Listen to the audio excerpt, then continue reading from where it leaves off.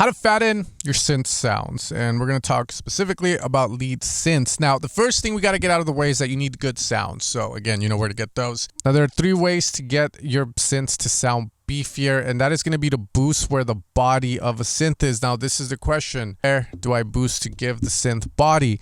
Well, depending on the octave range that your lead is playing at, if it's playing here, the body will be found between 100 to 300 hertz. It's usually going to be more on the lower end. If I play at this octave range, then I think many of you guys are going to know, okay, it's going to be between 200 to 600. We can hold command in Audition, and you can hear that's where all the body of the synth is, and then over here you have your highs. We go up 1 more octave. Now the body of the synth is going to lie somewhere between 500 hertz.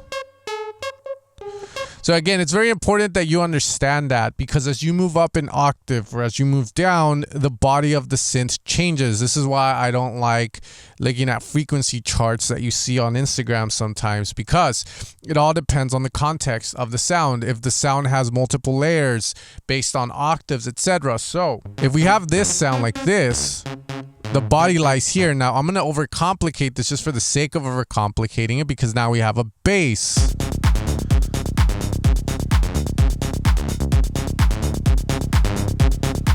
So this is a good example of where you really have to beef up a synth where it's allowed to be beefed up. So I have a bass that's taking all of this up. So sadly, I cannot have this beautiful part of the lead.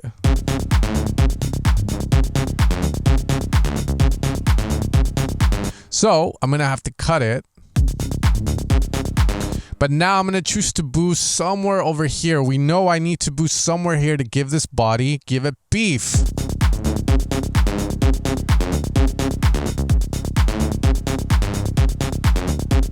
And now it sounds fuller. So from here, the next thing that you can do if you find this is not enough is to saturate the lead. Now, I feel like most people can saturate anything and benefit from it.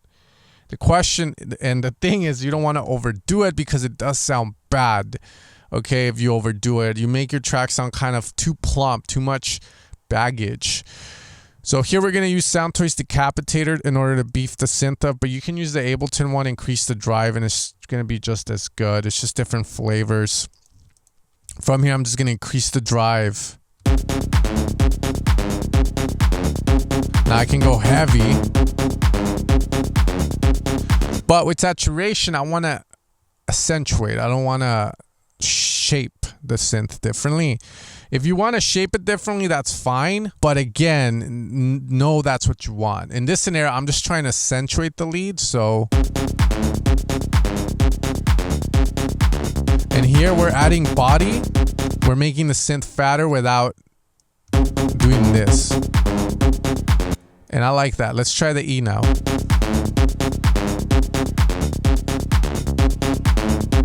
So fuller. Now, if you don't like the high frequencies, Decapitator has a high cut you can use.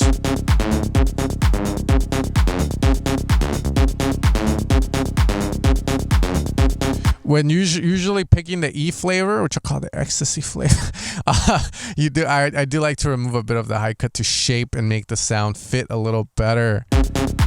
But the reason saturation beefs up the synth is, one, it's adding harmonic frequencies, but it also having a compression effect on the synth. It's increasing perceived loudness. It's bringing up the noise floor, and it's lowering the crest factor down, which is going to be the difference between this dark green and light green. The dark green is the peak. The light green is the RMS. The difference is the crest factor. Anytime you saturate, you do want to clean up afterwards. This is why you see some producers will have multiple EQs in the chain.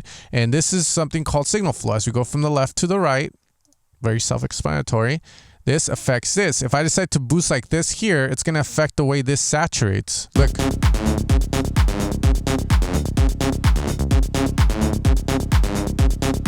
So that sounds kind of good. Let's try it here.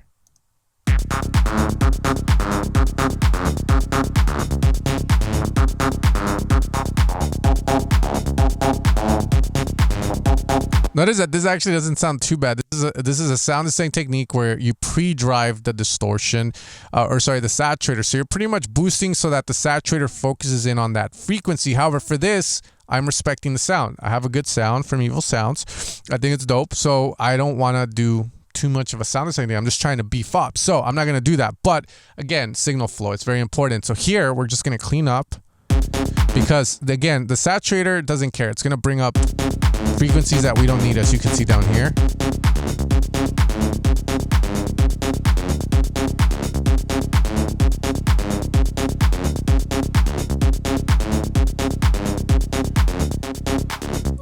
Now before, after. Okay, from here, let's gain stage down. We're going to bring the output down just a bit to meet the volume we were at before.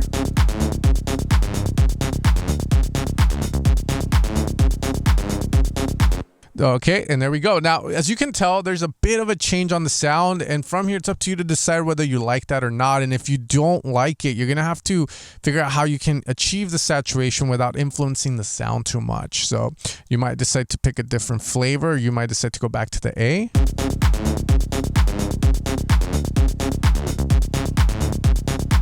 Which I think it's the right call. It sounds a lot better. Doesn't sound as bright. So let's bring this high cut up again. Now from here, we can continue the journey, and I'm going to do it just for the sake of it. But here's where I would stop, because I wouldn't really mess with the lead more until I have a master and I'm done with the song. However, sometimes some people just want to keep going, and we can. But again, it's subjective. You want to do this stuff, but it doesn't mean you need to sound full all the time. It's up to you if the sound asks for it. So we're going to push more.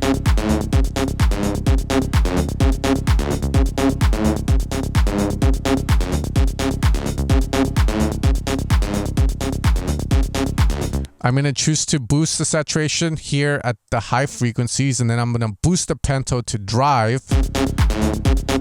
Let's make up the volume back down. Now A and B, before, now.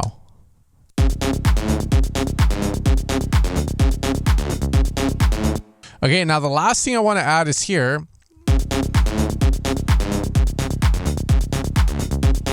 When you sidechain, the only thing we need to move out of the way of the kick when it comes to leads is just the initial part because of the transient. And we don't even need to go 100%. If you do this, it's because you want the pump effect, but you don't have to. You can go 50, 30. From here, the last thing I'm going to do is I'm actually going to use this Fairchild compressor just to kind of talk about something.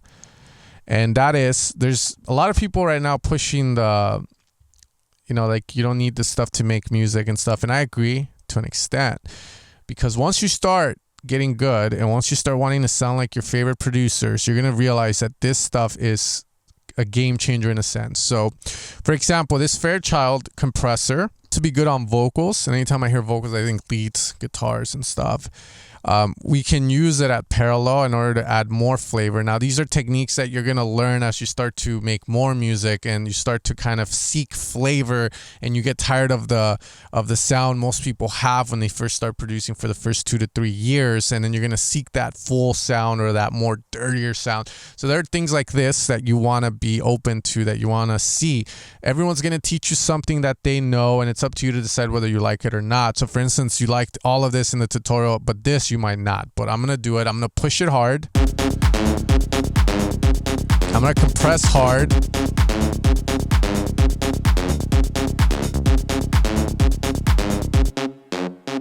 And this is how it sounds. So there we go. So it's up to you to decide if you like that or not.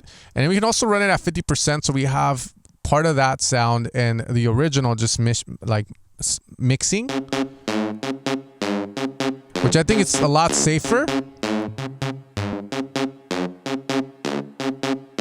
That being said, if you guys like the way that I teach and these videos bring you knowledge and you find success with this knowledge, consider subscribing, consider supporting the channel over at evilsounds.com. I love what I do. I love teaching you guys the no French stuff. You know, there's a lot of videos out there where we'll start hearing like complicated stuff, but at the end of the day, when you start seeing mixing engineers, mastering engineers, producers working, a lot of them really, they know we got to saturate. Sure, read the manual, but from there, experiment, push, learn, gain experience, and that's how you're going to achieve the sound that you've been wanting. And hopefully I am a part of that journey as well. You guys take care, and you guys have a great rest of your day.